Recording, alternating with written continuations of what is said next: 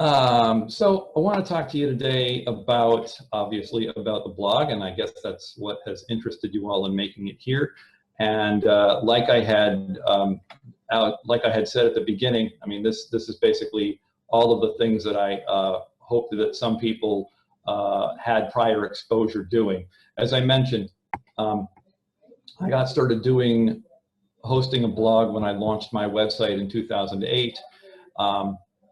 And just to give you a little bit of a perspective on where I'm coming from, I'm coming at this from an unusual perspective.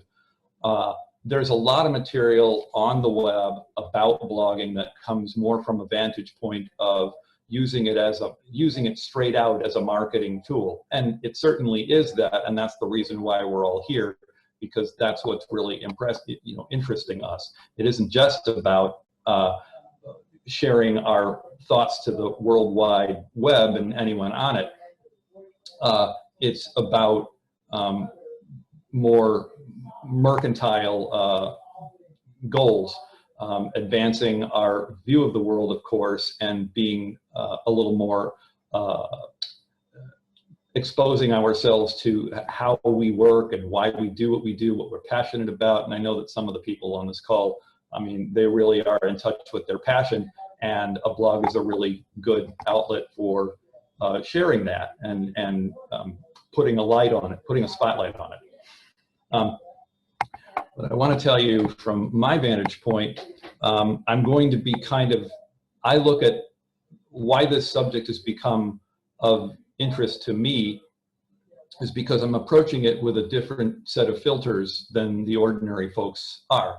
I'm coming at it as a writer first, as a very small business owner, and as such, I'm a one-man shop based here in Boston, and I'm and by extension, I'm a personal brand. So what I say in a blog is going to be very personal for me, and it's also going to be very professional.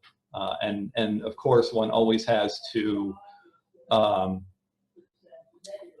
decide how you're going to balance those two aspects of your character, voice, and attitude out. It's a lot easier, I suppose, when you're working for a larger company and you have products to sell or events to fill, what have you. And I come at this as well with exposure to the back end of how the blog and the website work together. And I'm really interested in how those things operate, and how you and me as blog owners and people who are tasked with or responsible for trying to maintain the editorial schedule, or just trying to write something that we think our audience is going to be interested in. I'm interested in figuring out how to make the back end, the technology itself, and the process and the workflow that emanate from it as easy to use and time efficient as possible, because it's very easy for a blog or any of the outreach that we do to become more burdensome than it is lucrative or I'm sorry, rewarding. So, and over here on the right, of course, I've listed a number of the vantage points from which most of the literature about blogs tends to focus. And that, I think, is a big part of the problem that we face, which is, again, we're becoming at once really concerned about the kinds of content that we put up. And in these days, when you look at any marketing survey, the hot things are social media and video and infographics, of course, as well. But the blog has been around for a lot longer time. It requires people to read. It requires people to write, and it can become quite a thing to own as a marketing asset. But it takes a lot of time to put in. And much of what I've read much of what I've read on the subject doesn't really speak to the needs or the situation of the people on this call. People who are selling their services, working in professional services, selling business to business, and also working with really small, limited resources, limited staffs, limited time, etc. So most often you'll see an article that says, "Oh, just go out and find a team," and it's as simple as that. And then you can maintain a crazy busy weekly schedule along with everything else. Just one second. Someone's trying to get in touch with me, and I hope it isn't about a problem.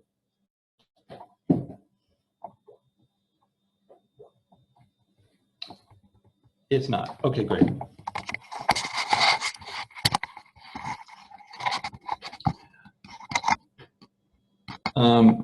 I've covered this. Oh yeah, and I'm referring to my own slides. And again, I really feel like much of the literature out there is really putting the interests of the reader dead last. So we're going to cover this in 3 segments: reading, writing, and redesigning, per the title. And here we go. We're going to launch into this. So here are, let's consider who our readers might be and who we would like them to be ideally. And in a minute, I'll ask you all to offer up who you think your blog is intended to be for, and how do you know who you happen to be reaching, and what has, and all right, I'll get to the question asking in a minute. Let me just cover the information on the slides right now. So I've listed them here. You know, reporters. You're in our industry, we're going to be talking to the people in, you know, the professionals themselves, the people we want to connect with, and often as not, we're trying to relate to them as peers. We're giving them useful and timely information, hopefully, that piques their interest and that keeps our brands top of mind and keeps us on the radar as a resource for them when they need something that we might potentially be able to offer, even if it's just to pick up the phone and ask us, "Hey, do you do this, that, or the other thing?" I brainstormed a list of the items that you see here that are more focused on the sales pipeline and the more of the traditional sales funnel mentality, which blogs sort of are lumped into. Then at the end of the chain here, there's the typical website user who kind of comes to us from wherever, or the targeted traffic that we build if we're doing that by running an email list or even doing paid ads if that's part of your strategy and budget allows. So with those being the ones that I could think of, does anyone here on the call want to share with us who their blog and marketing efforts tend to be attracting, and how specifically have they been able to get with connecting with those audiences? Open up the floor. The floor is yours.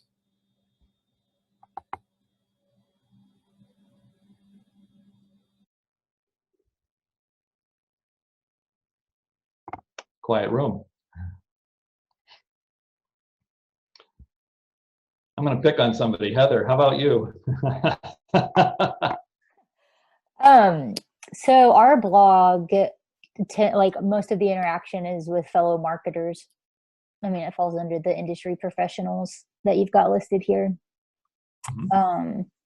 Yeah, I don't remember the second part of your question. Yeah, I know it's a bit of a ramble. Are you able to, do you track your visitors? Do you do extensive analytics on your blog at all?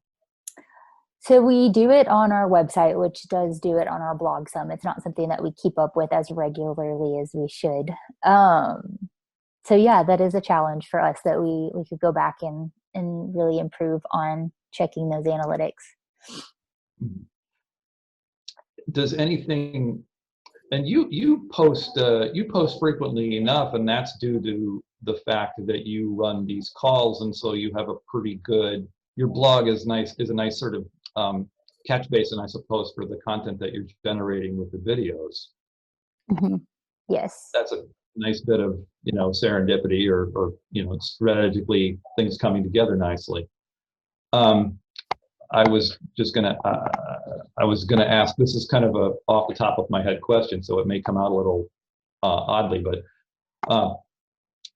can you think of any particular moment in the course of the blog that you've been around where a particular piece, a particular post really sort of resonated or seemed to draw a lot of attention?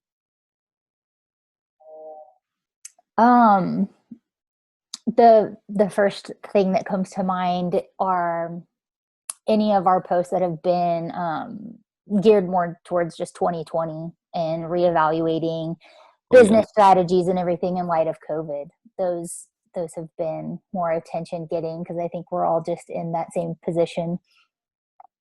I did want to mention here that there was a comment from Doreen that says we would want a blog to connect to potential new clients. Of course, yes. Thank you for that, Doreen. So Doreen, I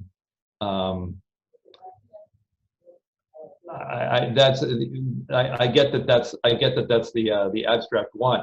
So how thus far have you been driving people to the blog, or do you have a blog that you're intent on driving traffic to? Is this a relatively new undertaking for you?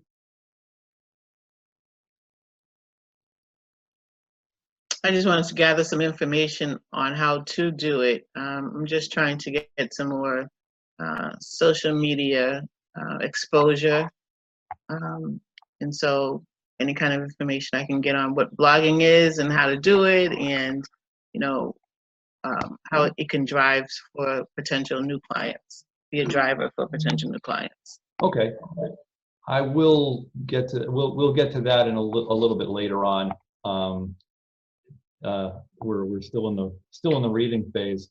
Heather, you brought up a good point about talking about COVID and having that be a major sort of turning point for all and sundry.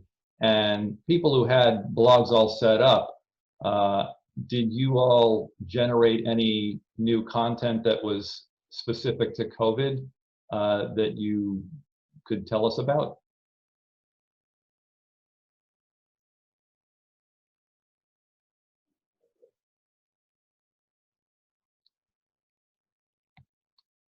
I know from my own vantage point that I didn't post on the blog, but I did put something out in email to my list. And some of the reasons why I'm careful about that is because I sort of consider my email audience and my blog to be slightly separate. I treat my email audience as like an exclusive group, so they get privy to things that that are more about me sharing authentically versus me sharing as an expert or an authority in a thought leadership pursuit. Let's see, next slide. So we're still on the subject of reading.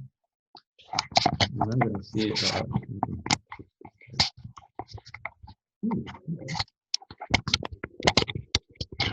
sorry, folks, 1 minute.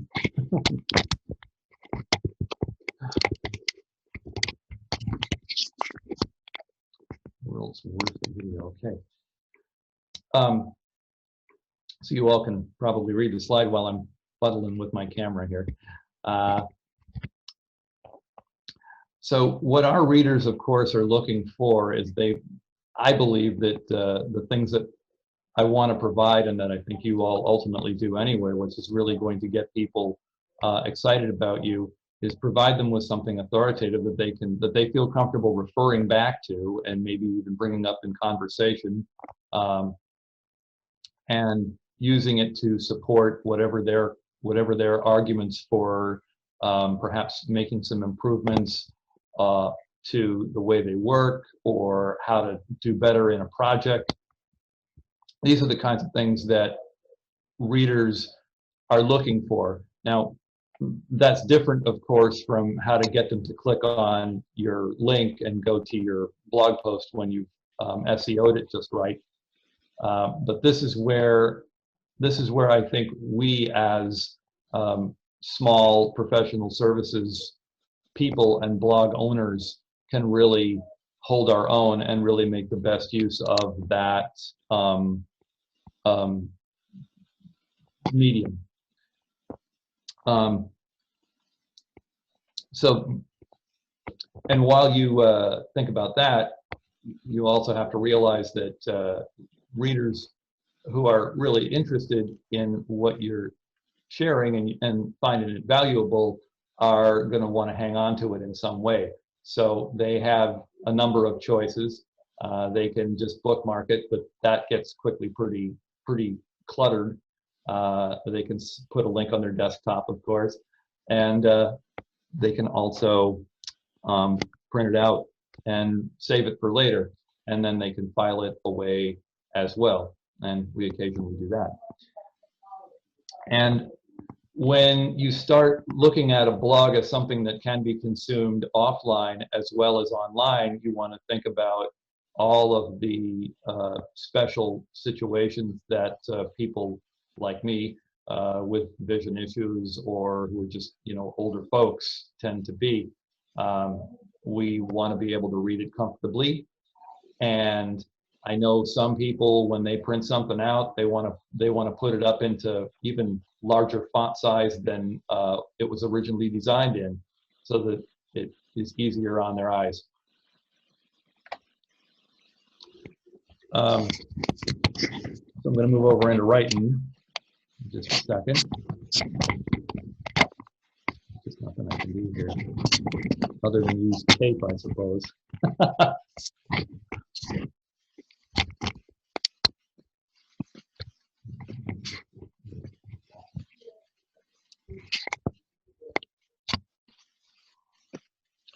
Well, since I have the prerogative to do this, if I were to do this,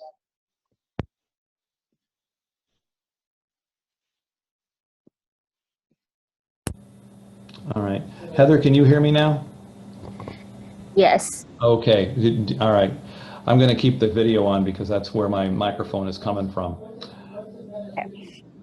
So forgive me. So now I'll give you a little bit of background about myself for those of you who don't know me. Luckily, my Boston folks know what I'm all about, so this will be somewhat familiar. I come to the whole industry. I didn't fall into it. I didn't get born into it at all. I aspired to be an architect myself a long time ago. I went to architecture school, got about halfway through a program before I realized it wasn't really going to be for me, and finished up my college with a Bachelor of Fine Arts degree in creative writing. And I moved to Boston in 1994 with the intention of getting myself set up as somebody who was an aid to the industry, providing writing and storytelling, and the benefit of helping people in the AEC industry be more articulate about the work that they were doing and the passions that their work embraced. And I originally launched my company in 1997, and ran it for 2 years, and then went off and found myself drifting into the realm of technology and process automation and marketing automation, because at the time it was really all about just reaching out and being as frequently in touch with the people in my target audience as I wanted to be. And this ironically predates the emergence of the blog as this sort of utility implement that it is now for marketers. So when in 2008 I came back from an 8-year career in straight out IT during the dot-com years and then the recession. I came back to this feeling that it was going to be a lot more apparent that architects and engineers were, full of great ideas, but not necessarily the most articulate at presenting them, and they needed help there. And in order for that work to, be efficient and a good use of everybody's time, the technology needed to be in place and available and workable for folks. So that's what I set out to do. Now I put up the slide just to say this is sort of a bullet list of the things the sort of milestones that I hit when I started blogging. All right, so I launched my website and blog the first time around in 2008 on Valentine's Day, propitiously, and from there I didn't really set out to have a regular blogging routine, because it was enough to write, to write once and write well. So I picked things that interested me and that I thought would interest my audience, and those were very catch as catch can. I didn't do a lot of asking around because I found that I could do things like go to events, go to roundtable discussions, cover things like this event here, and reflect on what I had learned and what other people had volunteered. So that tended to be the stuff that I would write about when I did post, rather infrequently. Over time, I experimented with a number of different types of writing. I experimented with just sort of being very pensive and thinky. I also went towards the, I did stuff that was, I posted holiday themed posts that were really just kind of first person, this is kind of what happened to me stuff, almost like a diary entry. Stuff that I thought that came out of the journal that I keep for myself that seemed to look good and have something of a professional cant or message to it. So I posted those. And like I said, I did event reviews, and occasionally I would see something like an article that would cover an oft chewed over marketing subject. Once I reviewed a piece about yet another piece about architectural firm websites that appeared in, I think, Record, and put my opinion about that. And in 2011, I experimented with a 4-part series that emanated out of notes I took at one event, one marketing themed event. And I spun that into a series and later developed it into an ebook. And when in 2014, I revamped the blog once again, and I continued to do pretty infrequent posting, but I am much more, for me, the last few years has really been about merging and bringing together the web content, rather the blog the blog and the website both as sort of the hub of my marketing efforts. So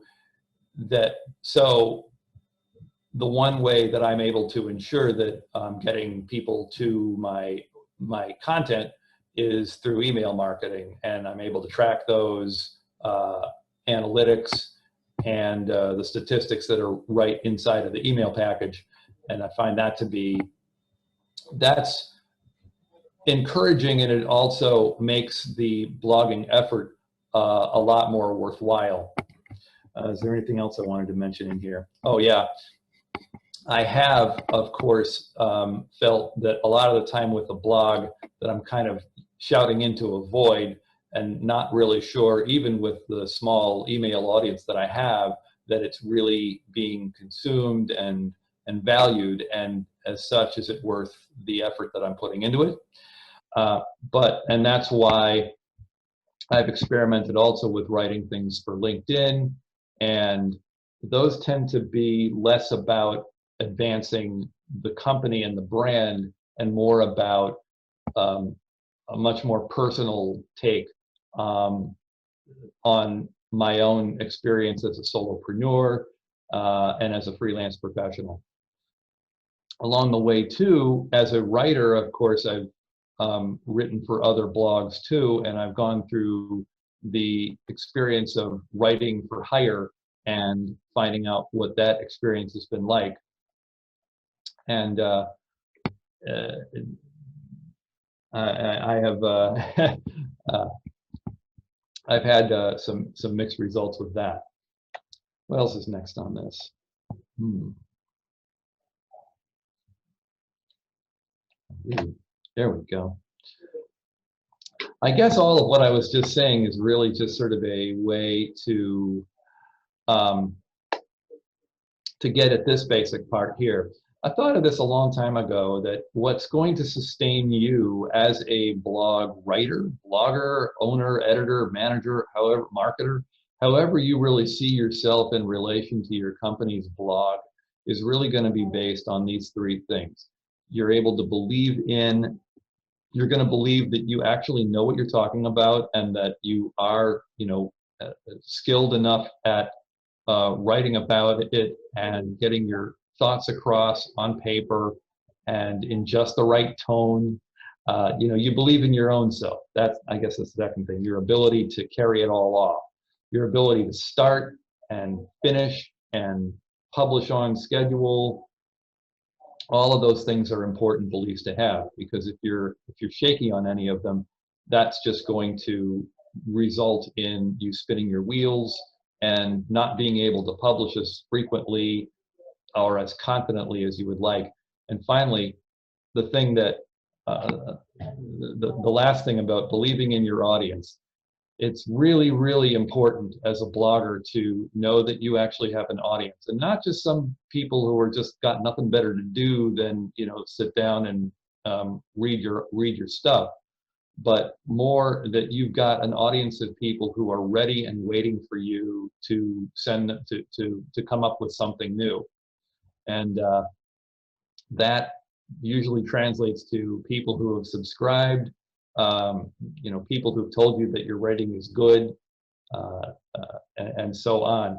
I know myself, and one of the challenges that I've got as a freelancer, especially, well, I don't even think working from home enters into it anymore, is that I'm a performer and I like being in front of people, and often that's just because I like to I like to audience test my ideas and my concepts. I like to make sure when I get that sort of feedback from the room, the sighs of appreciation, that and the occasional yes and amen or whatever, however people respond, that the ideas themselves have some value and resonate. So these three beliefs that you have are really going to dictate how successful you are with respect to blogging regularly. And frequency or regularity, at any rate, I've been told is, and you've probably been told this too, is a pretty big determinant of the successful blog and blog owner. This is a graphic from Orbit Media. They are a marketing agency that really focuses bloggers on using influencers, and influencers is kind of is a concept that's catching on. It seems to be more lately than in the past. And their Orbit's approach and their slant on it is getting you as a brand to connect to people with really large followings who can then refer and talk up what you're doing. And that makes a lot of sense for people who have goods to sell. Maybe, and it could potentially work for us in the professional services world, but those influencers are going to be much smaller and they're going to be a lot more informal. I read a piece the other night preparing for this that talked about working with micro influencers, and even going so far as to suggest that your customers are, they suffice as influencers for you. So it's just a matter, I think that just means that it's just a matter then of being as much in touch with your customers as you can be, and as frequent with the goods and the helpful information that you can be. And as you'll see on this graphic, and before I move on, that the consensus seems to be around posting on I'm sorry, I'm just looking at this here. It's okay for blogs like ours to post monthly, and there's definitely been discovered a bit of diminishing returns as you get more frequent than that. And the reason for that is that long form blog posts of roughly between 1,200 and 2,000 words are often touted as being ideally the ideal length, the ideal depth, and for a whole number of reasons. And one of them, of course, would be SEO. You can put your keywords into a 2,000 word blog post and it will rank. And also, if the article is of such a length as that, it's not likely to be kind of a quick, superficial, glancing take on whatever the subject is. It's more likely going to be popular and referred to and taken seriously, and it will rise above the level of clickbait.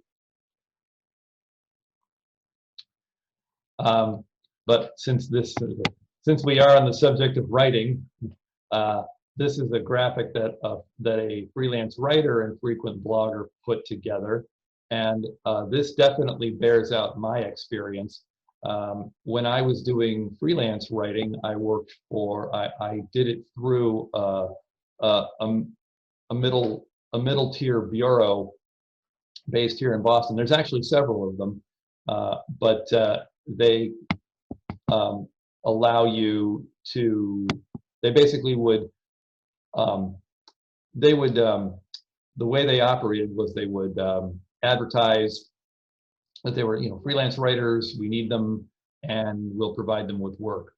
And what they'll do is they'll give you a project, they'll give you a blog article to write based on a spec that a client puts together.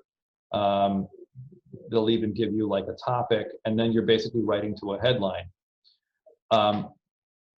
And this breakdown of the tasks involved in writing a blog post and getting it published, this definitely squares with my experience. I found that writing well takes the kind of time that this takes here, and definitely doing the search for the graphics to balance out the text. That's definitely a lot of searching. So in my experience, I'd say it takes about 10 hours to do a good blog post from start to finish. And that's assuming that I'm comfortable with what I'm saying at the outset, and that I'm not worrying quite so much about whether I'm looking for controversy, whether I'm trying to be, polite with everybody, or whether I'm trying to be provocative. Often as not, I have strong opinions, and I'm not sure how raw I want to be in the course of being professional. So I have found that for my own blog purposes that I definitely do spike a number of my stories. I put them away and come back to them, and hopefully with a little bit of distance on the topic, and also having gotten away from my own verbiage I'm better able to critique the work that I'm doing. And since many of us are going to be looking for other people to, help us shoulder the burden of a blog, I propose that we really need to think of ourselves not so much as editors or managers or owners, but as really people who are helping the contributors. I came up with the term blog tender because it's at once like the guy in like the bartender or the counterman in this photo, serving a very diverse group of people. Some people who are really skilled, some are really senior, some are really internal to your particular firm and steeped in the culture of it, and some are folks coming from far outside who are just there to lend a pen and ask a number of deep questions that may get at the core of the value that you're trying to be known for. So that means that you need to think in terms of creating every contributor to your blog as sort of a guest, is a guest blogger, whether they're working for you or not, whether they're, whether the motivation for contributing to the blog is kind of a mandate, or it's something that they want to do because they happen to be passionate about subject or knowledgeable, and you are able to provide them with the support and the assurance that they can get a raw idea into something that's publishable.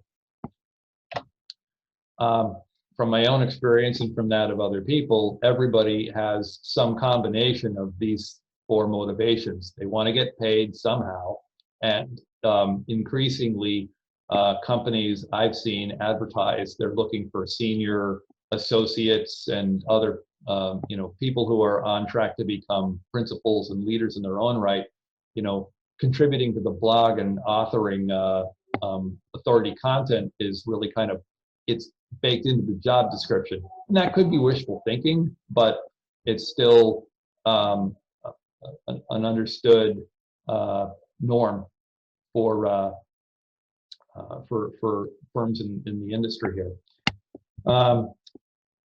And those people are, of course, going to be motivated to advance, get seen, and make sure that their personal brands are robust and strong and well positioned for them, whether they want to, for whatever it is that they want to do in their careers, whether they want to move up within your organization or be visible and marketable when they have to be, or even if they just want to do what I'm doing right now, which is get on the speaking circuit and be visible in that way, or position themselves even for like involvement in association work, volunteer committee work. So to that end, every blog in this industry should really be thinking about how to make it something that the typical writer with that set of motivations really wants to keep writing for, because you don't want to have somebody write for you and be displeased with the experience and not be really motivated to do it again. I think this is the last, this is the last slide of that. How am I doing on time, Heather? It's 2:51, so we've got a few more minutes. Okay. Yeah. Let's see, I've got a few, I don't remember how many more slides I've got here. I got about 5. But all of this has been going towards this realm. So again, the prevailing marketing attitude, why marketers work with blogs is, I think the real value for them is you use the thing to appeal to your target market and also to encourage conversions. And the blog's a great vehicle, and it's really kind of the place to do it. But also at the same time, much of the literature about blogs has been kind of co-opted by the realization that it's meant to be a sales engine and a lead driving engine. And I don't think it's entirely fair to all of us to really have that set of expectations unless they're really, really aggressively managed down to something reasonable. In fact, one of the people I interviewed for this talk mentioned that lead generation was really not the point. Their goal was just to be more transparent with the people who could potentially be decision makers down the line, and also a way to stay in touch. Typically, a lot of folks would attribute the problems with blog design as being, to be blamed, that you could blame them on just graphic designers being, careless. But I really believe it's a combination. It's really sort of somewhere in the middle between a lack of budget on the part of the company and a lack of ability with the graphic designers. You can't really, there's enough blame to go around. Really, what I think the problem with most blogs, take this away. The problem with most blogs is that the web designer has long since left the project by the time the needs of the bloggers and the blog get met or get uncovered. Because when you start out, most of the time a blog is just sort of, like I said, it's a utility. It's just an add-on to the existing website. A graphic designer will come to you and say, I can do you up a website. Do you want a blog? And you say, sure. I don't know what we're going to do with it, but it'll be good to have just in case. And so then when you start to get into the business of posting on a regular basis and moving from short form stuff to long form, maybe incorporating video, and then even worse, starting to use it as a digital tool once again to get people to sign up for an email list or attend an event or whatever, that's when the design can get really cluttered and it can look pretty bad downstream, and it can function really poorly and not be a very good showcase for the talents of the writers who are there generating the content in the first place. So it's kind of bad all around.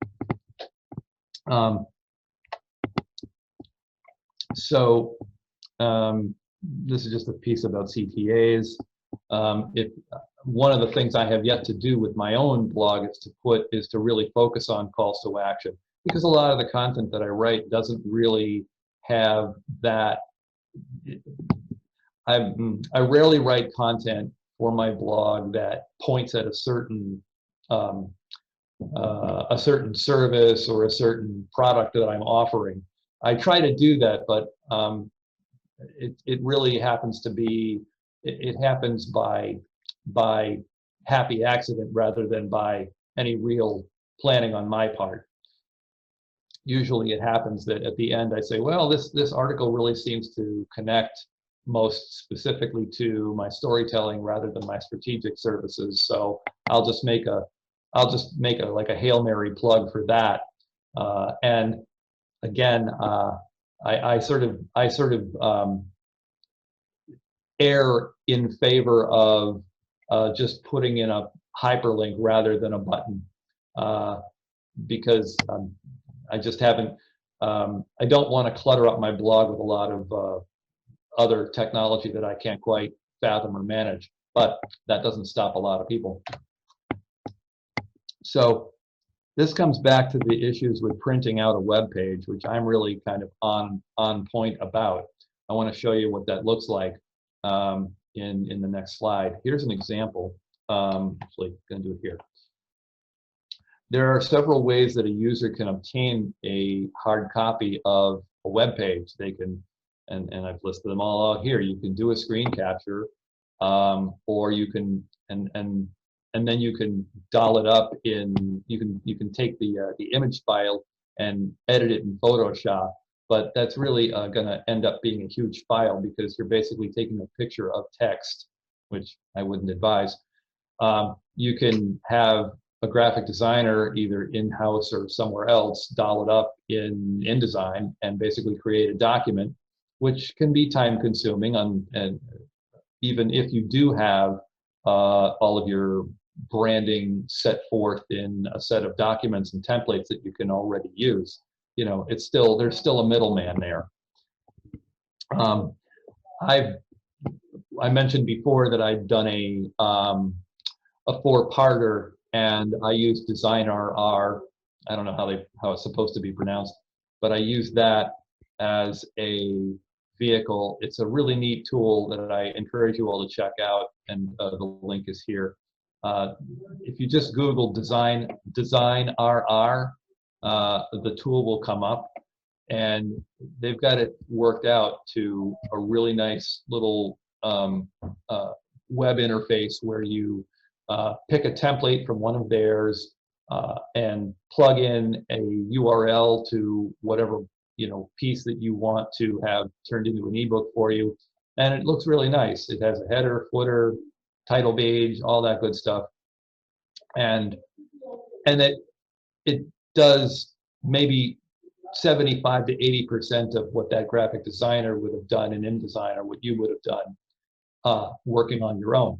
And finally, of course, there's the handiest thing of all, which is the print to save as PDF option. So here's an example of that. So this website is from Foss and ONeill. I featured this one because for a number of reasons. First of all, they just launched their blog in 2018, and this was their first article. And they were really kind of poking fun at themselves and being very humble and practical about and transparent about why they decided to opt for having a blog in the first place. They say in here, we weren't really sure that anybody cared what we had to say as a bunch of engineers, but we realized that this that our company is about people.